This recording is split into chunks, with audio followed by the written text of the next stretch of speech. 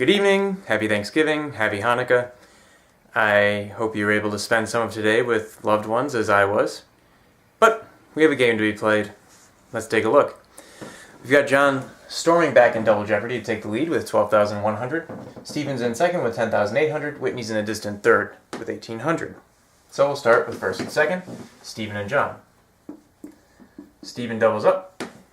He's going to have a total of 21,600. So to top this, John's going to need to wager 9,500. So we'll make that his minimum. If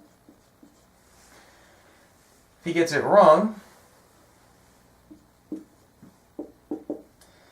he's going to be left with 2,600. So to stay above that, Steven can wager at most 8,200. This is his maximum. We'll also look at Whitney.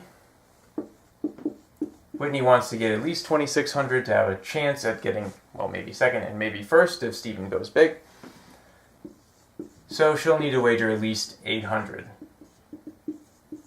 So no reason for her not to go all in. Now we look at second and third, Whitney and Steven.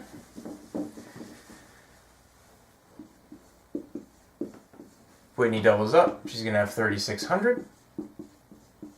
So in order to stay above that, Steven can wager at most 7,200. So that's going to be his new maximum wager. Now, this is pretty straightforward, but there are some shenanigans that can happen. Steven really does need to wager at most 7,200. John could see this and say, okay, I think Steven's going to wager 7,200. The most he would have in that case is 18,000. So hey, alternatively, I could wager 5,900. Okay, alternatively.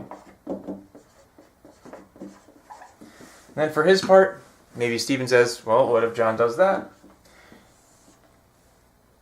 And that'll give us 2 and a 6, 6,200. I'll have 6,200 left. So to stay above this,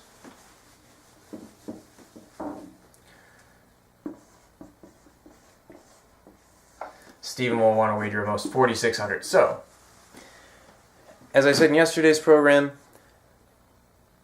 you can use something like this only to restrict your wager. You really don't want to do it to come up with an alternative wager, unless you're really confident the other person is going to play that way.